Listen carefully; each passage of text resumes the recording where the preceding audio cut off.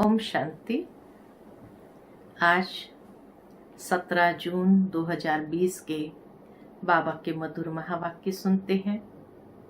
आज की मुरली के अंदर बाबा ने बच्चों से कहा, बच्चे याद से याद मिलती है, याद से साथ का भी अनुभव होता है।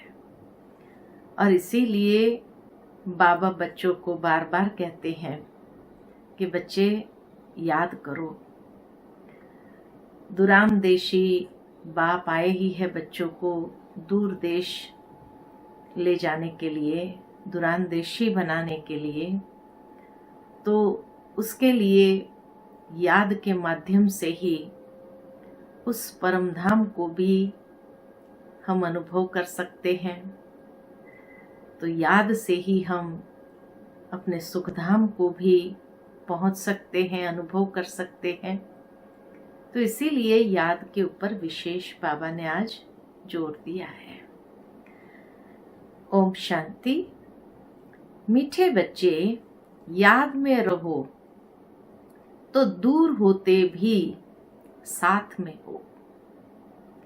याद से साथ का भी अनुभव होता है और विकर्म भी विनाश होते हैं। आज की मुरली का प्रश्न है, दूरदेशी बाप बच्चों को दूरांदेशी बनाने के लिए कौन सा ज्ञान देते हैं?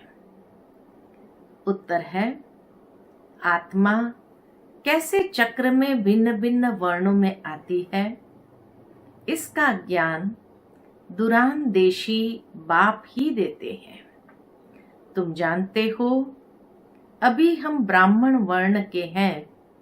इसके पहले जब ज्ञान नहीं था तो शूद्र वर्ण के थे, उसके पहले वैश्य वर्ण के थे, फिर क्षत्रिय वर्ण के, देवता वर्ण के थे। दूर देश में रहने वाला बाप आकर यह दूरांदेशी बनने का सारा ज्ञान बच्चों को देते हैं। आज की मुरली का गीत है, जो पिया के साथ है उनके लिए ज्ञान की बरसात है। ओम शांति। जो ज्ञान सागर के साथ है उसके लिए ज्ञान बरसात है। तुम बाप के साथ हो ना, भल विलायत में हो वह कहाँ भी हो, साथ हो। बाबा गारंटी करता है, याद में रहेंगे तो साथ का अनुभव अवश्य होगा। याद तो रखते हो ना। जो भी बच्चे याद में रहते हैं वो सदैव साथ में हैं। याद में रहने से साथ रहते हैं और विकर्म विनाश होते हैं। फिर शुरू होता है विकर्माजीत संवंत। फिर जब रावण राज्य होता है तब कहते हैं राजा विक्रम का संवंत। वह विकर्माजीत, वह विकर्मी। अभी तुम विकर्माजीत बन रहे हो, फिर तुम विकर्मी बन जाएंगे। इस समय सभी अति विकर्मी है, किसको भी अपने धर्म का पता नहीं है। आज बाबा एक छोटा सा प्रश्न पूछते हैं। वैसे तो हमेशा बच्चे प्रश्न पूछते हैं, आज बाबा का एक छोटा सा प्रश्न है। तो प्रश्न पूछते हैं, सतयुग में देवताएं ये जानते हैं कि हम आदि सनातन देवी देवता धर्म के हैं? जैसे तुम समझते हो हम हिंदू धर्म के हैं, कोई कहेंगे हम क्रिश्चियन धर्म के हैं, वैसे वहां देवताएं अपने को देवी देवता धर्म का समझते हैं? ये बाबा का प्रश्न है। विचार की बात है ना। वहां दूसरा कोई धर्म तो है ही नहीं जो समझे कि हम फलाने धर्म के हैं। यहाँ बहुत धर्म है तो पहचान देने के लिए अलग अलग नाम रखे हैं। वहां तो है ही एक धर्म, इसलिए कहने की दरकार ही नहीं रहती कि हम इस धर्म के हैं। तो ब्रह्मा बाबा ने प्रश्न पूछा शिव बाबा से, शिव बाबा ने उत्तर दिया कि वहां तो आइडेंटिफाई करने के लिए दूसरा कोई धर्म ही नहीं है जिसके साथ हम अपनी भेंट कर सके, तो इसीलिए बाबा कहे वहां दरकार ही नहीं है। उनको पता भी नहीं है कि कोई धर्म होते हैं, उनकी ही राजाई है। अभी तुम जानते हो हम आदि सनातन देवी देवता धर्म के हैं। देवी देवता और कोई को कहा नहीं जा सकता। पतित होने कारण अपने को देवता नहीं कह सकते हैं। पवित्र को ही देवता कहा जाता है। वहां ऐसी कोई बात होती नहीं, कोई से भेंट नहीं की जा सकती। अभी तुम संगम युग पर हो, जानते हो आदि सनातन देवी देवता धर्म फिर से स्थापन हो रहा है। वहां तो धर्म की बात ही नहीं है ही एक धर्म। यह भी बच्चों को समझाया है। यह जो कहते हैं महाप्रलय होती है, अर्थात कुछ भी नहीं रहता है, तो बाबा कहे यह भी रॉन्ग हो जाता है। बाप बैठ समझाते हैं राइट क्या है। शास्त्रों में तो जलमय दिखा दी है। बाप समझाते हैं सिवाय भारत के बाकी जलमय हो जाता है। बाबा ने ये बात रहस्य भी स्पष्ट किया कि सारी दुनिया जलमय नहीं हो जाती है, भारत के सिवाय बाकी सब स्थान जलमय हो जाते हैं। इतनी बड़ी सृष्टि क्या करेंगे? एक भारत में ही देखो कितने गांव हैं। पहले जंगल होता था, फिर उनसे वृद्धि होती जाती है। वहां तो सिर्फ तुम आदि सनातन देवी देवता धर्म के ही रहते हो। यह भी ब्राह्मणों की बुद्धि में बाबा धारणा करा रहे हैं। अभी तुम जानते हो ऊंचते ऊंच शिव बाबा कौन है, उनकी पूजा क्यों की जाती है, अक आदि के फूल क्यों चढ़ाते हैं। वह तो निराकार है ना। तो पहले बाबा ने आदि सनातन देवी देवता धर्म की बात स्पष्ट की। फिर बाबा ने यह पृथ्वी जलमय पूरी नहीं हो जाती है, भारत बच जाता, बाकी जलमय हो जाता है। अभी बाबा शिव बाबा के परिचय पर ले आए कि शिव बाबा कौन है, उनकी पूजा क्यों हो जाती है, अक आदि के फूल क्यों चढ़ाते हैं। वह तो निराकार है ना।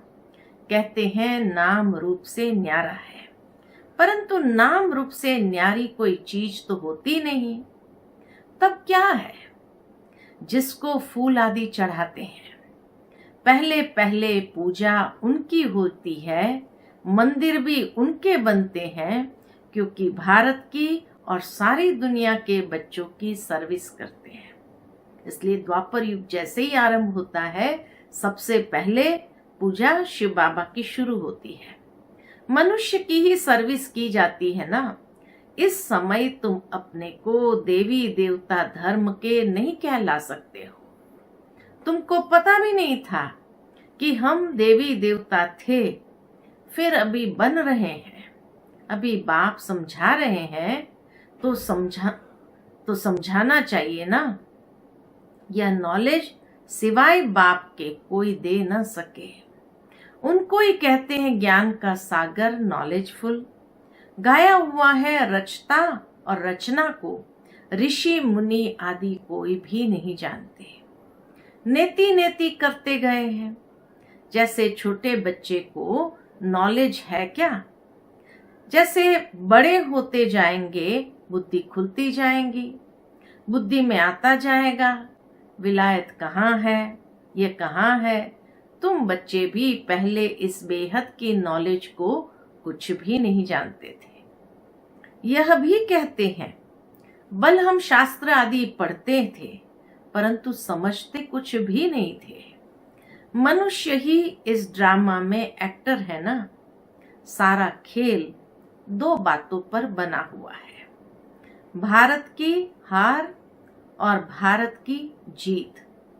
भारत में सतयुग आदि के समय पवित्र धर्म था, इस समय है अपवित्र धर्म। अपवित्रता के कारण अपने को देवता नहीं कह सकते हैं, फिर भी श्री श्री नाम रखा देते हैं। लेकिन श्री माना श्रेष्ठ, श्रेष्ठ कहा ही जाता है पवित्र देवताओं को। श्रीमत भगवान उवाच कहा जाता है ना। अब श्री कौन ठहरे? जो बाप के सन्मुख सुनकर श्री बनते हैं या जिन्होंने अपने को श्री श्री कहलाया है। बाप के कर्तव्य पर जो नाम पड़े हैं वह भी अपने ऊपर रखा दिया है। मनुष्य ने वो टाइटल भी अपने ऊपर रखा दिया है। यह सब है रेज़गारी बातें। फिर भी बाप कहते हैं, बच्चों एक बाप को याद करते रहो, यही वशीकरण मंत्र है। तुम रावण पर जीत पहन जगत जीत बनते हो। घड़ी घड़ी अपने को आत्मा समझो। यह शरीर तो यहाँ 5 तत्वों का बना हुआ है, बनता है, छूटता है, फिर बनता है। अब आत्मा तो अविनाशी है। अविनाशी आत्माओं को अब अविनाशी बाप पढ़ा रहे हैं संगम युग पर। बल कितने भी विघ्न आदि पड़ते हैं, माया के तूफान आते हैं, तुम बाप की याद में रहो।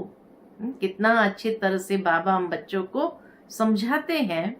रेज़गारी बातें बहुत है, लेकिन मूल बात यही है कि बस कितने भी विघ्न आए, कोई भी तूफान आए, लेकिन हमें बस बाबा को याद करते रहना है।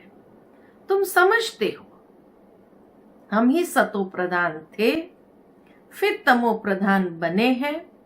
तुम्हारे में भी नंबरवार जानते हैं। तुम बच्चों की बुद्धि में है, हमने ही पहले पहले भक्ति की है। जरूर जिसने पहले पहले भक्ति की है उसने ही शिव का मंदिर बनाया, क्योंकि धनवान भी वह होते हैं ना। बड़े राजा को देख और भी राजाएं और प्रजा भी करेगी। यह सब है डिटेल की बातें। 1 सेकंड में जीवन मुक्ति कहा जाता है, फिर कितने वर्ष लग जाते हैं समझाने में। बाबा का ज्ञान सेकंड का है, लेकिन फिर भी ये सारी डिटेल की बातों को समझाने में बाबा को कितना वर्ष लग जाता है। ज्ञान तो सहज है, उसमें इतना टाइम नहीं लगता है जितना याद की यात्रा पर लगता है। पुकारते भी है, बाबा आओ, आकर हमको पतित से पावन बनाओ। ऐसे नहीं कहते कि बाबा हमें विश्व का मालिक बनाओ। सब कहेंगे पतित से पावन बनाओ। पावन दुनिया कहा जाता है सतयुग को। इनको पतित दुनिया कहेंगे। पतित दुनिया कहते हुए भी अपने को समझते नहीं है। रोज आरती में गाते हैं पतित पावन सीताराम, आओ पुकारते हैं, लेकिन फिर भी समझते नहीं है। अपने प्रति घृणा नहीं रखते हैं। तुम किसके हाथ का नहीं खाते हो। तो कहते हैं, क्या कहते हैं, जब हम किसी के हाथ का नहीं खाते हैं तो क्या कहते हैं मनुष्य, हम अछूत है क्या? अरे तुम खुद ही कहते हो ना, पतित तो सब है ना। तुम कहते भी हो पतित है, ये देवताएं पावन है, तो पतित को क्या कहेंगे? गायन है ना, अमृत छोड़ विष काहे को खाए। विष तो खराब है ना। बाप कहते हैं यह विष तुमको आदि मध्य अंत दुख देते हैं, परंतु इनको पॉइजन समझते थोड़ी है। जैसे अमली अमल बिगर रह नहीं सकता है। अमली अमल बिगर रह नहीं सकता। शराब की आदत वाला शराब बिगर रह नहीं सकता। लड़ाई का समय होता है तो उनको शराब पिलाकर नशा चढ़ाए लड़ाई पर भेज देते हैं। नशा मिला बस समझेंगे हमको ऐसा करना है। उन लोगों को मरने का डर नहीं रहता है। इतना नशे में धृत होते हैं जो बाबा कहे उनको मरने का भी डर नहीं रहता है। कहां भी बॉम्ब्स ले जाकर बॉम्ब सहित गिरते हैं। गायन भी है, मुसलों की लड़ाई लगी। राइट बात अभी तुम प्रैक्टिकल में देख रहे हो। आगे तो सिर्फ पढ़ते थे, पेट से मुसल निकाले, फिर यह हुआ। अभी तुम समझते हो पांडव कौन है, कौरव कौन है। स्वर्गवासी बनने के लिए पांडवों ने जीते जी देहाभिमान से गलने का पुरुषार्थ किया। जीते जी देहाभिमान से गलने का पुरुषार्थ किया। तुम अभी ये पुरानी जुत्ती छोड़ने का पुरुषार्थ करते हो। कहते हो ना, पुरानी जुत्ती छोड़ नई लेनी है। बाप बच्चों को ही समझाते हैं। बाप कहते हैं मैं कल्प कल्प आता हूं, मेरा नाम है शिव। शिव जयंती भी मनाते हैं। भक्ति मार्ग के लिए कितने मंदिर आदि बनाते हैं, नाम भी बहुत रख दिए हैं। देवियों के भी ऐसे नाम रख देते हैं। इस समय तुम्हारी पूजा हो रही है, यह भी तुम बच्चे ही जानते हो। जिसकी हम पूजा करते थे वह हमको पढ़ा रहे हैं। जिन लक्ष्मी नारायण के हम पुजारी थे वह अभी हम खुद बन रहे हैं। यह ज्ञान बुद्धि में है। सिमरन करते रहो, फिर औरों को भी सुनाओ। बहुत है जो धारणा नहीं कर सकते हैं। बाबा कहते हैं जास्ती धारणा नहीं कर सकते हो तो हर्जा नहीं। याद की तो धारणा है ना। ज्ञान अगर समझ में नहीं आया, धारणा नहीं कर सकते हैं, तो बाबा कहे कोई बात नहीं, याद तो कर सकते हैं ना। बाप को ही याद करते रहो। जिनकी मुरली नहीं चलती है तो यहाँ बैठे सिमरन करें। यहाँ कोई बंधन झंझट आदि है नहीं। मधुबन में आते हैं तो मधुबन में न कोई बंधन है न कोई झंझट है। घर में बाल बच्चों आदि का वातावरण देख वह नशा ही गुम हो जाता है। यहाँ चित्र भी रखे हैं, किसको भी समझाना बहुत सहज है। वो लोग तो गीता आदि पूरी कंठ कर लेते हैं। सिख लोगों को भी ग्रंथ कंठ रहता है। तुमको क्या कंठ करना है? बाबा पूछते तुमको क्या कंठ करना है? हमको तो बस बाबा की याद में रहना है। बाप को तुम कहते भी हो बाबा यह है बिल्कुल नई चीज। यह एक ही समय है जबकि तुमको अपने को आत्मा समझ एक बाप को याद करना है। 5000 वर्ष पहले भी सिखाया था और कोई की ताकत नहीं जो ऐसे समझा सके। ज्ञान सागर है ही एक बाप, दूसरा कोई हो न सके। ज्ञान सागर बाप ही तुमको समझाते हैं।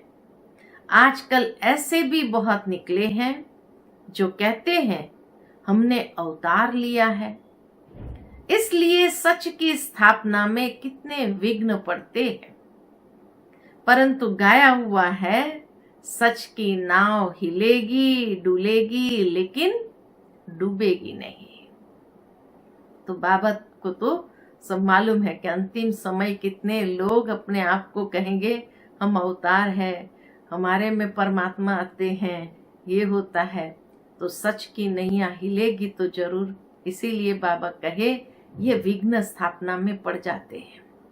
अब तुम बच्चे बाप के पास आते हो तो तुम्हारी दिल में कितनी खुशी रहनी चाहिए।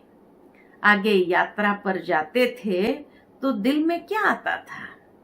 अभी घर बार छोड़ यहाँ आते हो तो क्या ख्यालात आते हैं? हम बाप दादा के पास जाते हैं। यही ख्यालात चलते हैं, हम बाप दादा के पास जाते हैं। बाप ने यह भी समझाया है, मुझे सिर्फ शिव बाबा कहते हैं, जिनमें प्रवेश किया वह है ब्रह्मा। बिरादरियां होती है ना, पहले पहली बिरादरी ब्राह्मणों की है, फिर देवताओं की बिरादरी हो जाती है। अभी दूरदेशी बाप बच्चों को दूरानदेशी बनाते हैं। तुम जानते हो आत्मा कैसे सारे चक्र में भिन्न भिन्न वर्णों में आई है, इसका ज्ञान दूरानदेशी बाप ही देते हैं। तुम विचार करेंगे, अभी हम ब्राह्मण वर्ण के हैं, इसके पहले जब ज्ञान नहीं था तो शूद्र वर्ण के थे। हमारा है ग्रेट ग्रेट ग्रैंडफादर, ग्रेट शूद्र, ग्रेट वैश्य, ग्रेट क्षत्रिय, उनके पहले ग्रेट ब्राह्मण थे। अब यह बातें सिवाय बाप के और कोई समझा न सके। प्रतिदिन मुरली के अंदर कोई ना कोई ऐसी नई बात बाबा बता देते। तो बाबा कहे जब ग्रेट ग्रेट ग्रैंडफादर कहते हैं तो उसका मतलब जैसे कल्प की बात आ जाती है। तो उस ग्रेट ग्रेट ग्रैंडफादर के हम भी अगर पिछले कल्प में चले जाए तो ग्रेट शूद्र थे, ग्रेट वैश्य थे, ग्रेट क्षत्रिय थे, फिर उसके आगे के कल्प में ग्रेट ब्राह्मण थे, है ना। तो इसीलिए बाबा कहे अब यह बातें सिवाय बाप के और कोई भी समझा न सके। इनको कहा जाता है दूरान देश का ज्ञान। दूर देश में रहने वाला बाप आकर दूर देश का सारा ज्ञान देते हैं बच्चों को। तुम जानते हो हमारा बाबा दूर देश से इसमें आते हैं। ये पराया देश, पराया राज्य है। शिव बाबा को अपना शरीर है नहीं और वह है ज्ञान का सागर। स्वर्ग का राज्य भी उनको देना है। कृष्ण थोड़ी देंगे, शिव बाबा ही देगा। कृष्ण को बाबा नहीं कहेंगे। बाप राज्य देते हैं, बाप से ही वर्षा मिलता है। अभी हद के वर्षे सब पूरे होते हैं। सतयुग में तुमको ये मालूम नहीं रहेगा कि हमने ये संगम पर 21 जन्मों का वर्षा लिया हुआ है।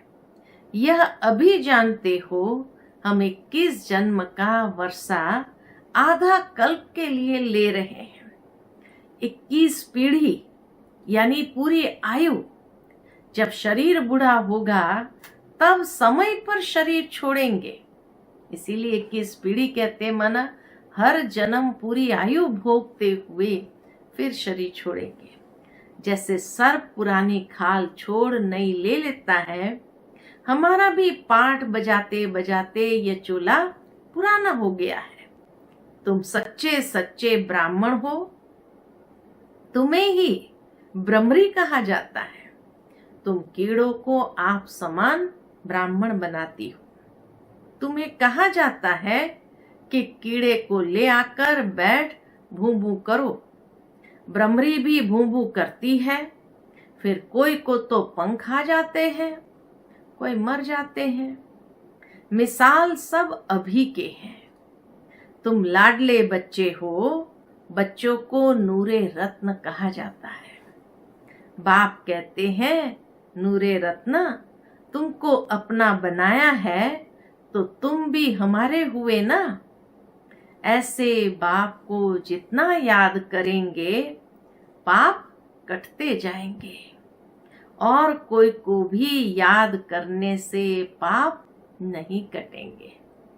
तो बाबा आदि से लेकर अंत तक कि बाबा को याद करने से पाप भी कटेंगे, साथ का भी अनुभव करेंगे। अच्छा, मीठे मीठे सिकिलदे बच्चों प्रति माता पिता बाप दादा का याद प्यार और गुड मॉर्निंग। रूहानी बाप की रूहानी बच्चों को नमस्ते। हम रूहानी बच्चों की रूहानी माता पिता बाप दादा को याद प्यार गुड मॉर्निंग और नमस्ते नमस्ते। शुक्रिया बाबा, शुक्रिया। आज की धारणा के लिए मुख्य सार है जीते जी। याद होगी पॉइंट, बाबा ने कहा था पांडव जीते जी गल मरे, अर्थात देह अभिमान से गलने का पुरुषार्थ करना है। तो पहली पॉइंट, जीते जी देह अभिमान से गलने का पुरुषार्थ करना है। इस पुरानी जुत्ती में जरा भी ममत्व न रहे। दूसरी पॉइंट, सच्चा ब्राह्मण बन कीड़ों पर ज्ञान की भूभू कर उन्हें आप समान ब्राह्मण बनाना है।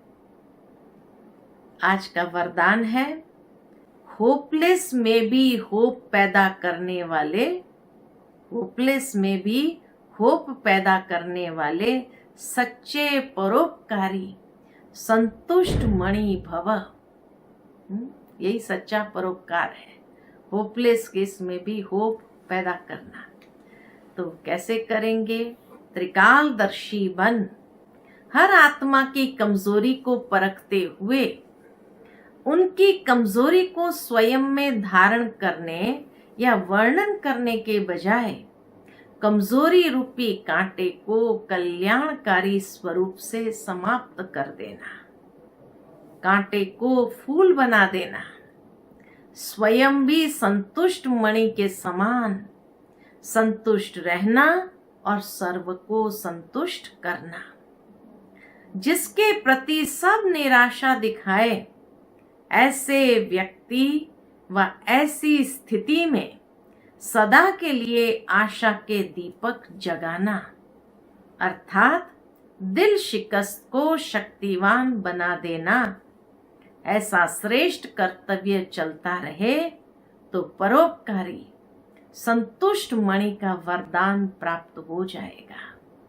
कितनी सुंदर बात बाबा ने कही कि भाई हर एक के अंदर कमी कमजोरी है, लेकिन किसी किसी की कमी कमजोरी को जानते हुए वर्णन करने के बजाय एकदम होपलेस केस है, लेकिन फिर भी उनके अंदर आशा के दीपक जगाना है, ऐसा परोपकार करना है।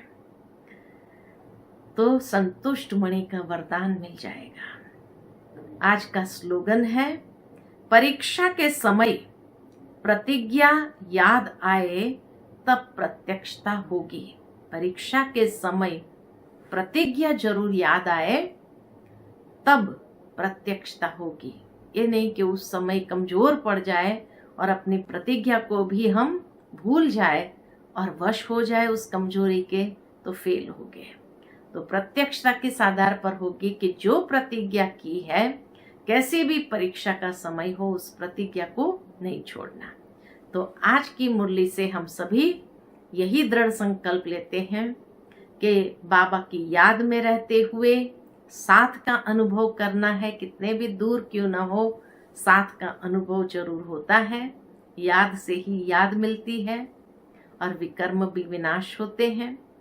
साथ ही साथ आज वरदान से जो बाबा ने हम बच्चों को मुरली में भी ये बात कही कि देह अभिमान से गलने का पुरुषार्थ करना है, तो आज सारा दिन इसी अभ्यास में रहेंगे कि कैसे हम देह अभिमान के वश न हो। और कोई भी आत्मा कितनी भी होपलेस केस की हो, उसमें होप आशा के दीपक जगाने हैं, ऐसा परोपकार करना है किसी न किसी पर। और साथ ही साथ बाबा कहे, प्रतिज्ञा को कभी भी भूलना नहीं, ऐसे संतुष्ट मणि बनना है, प्रत्यक्ष अपने स्वरूप के द्वारा बाबा की करना है। अच्छा, ओम शांति।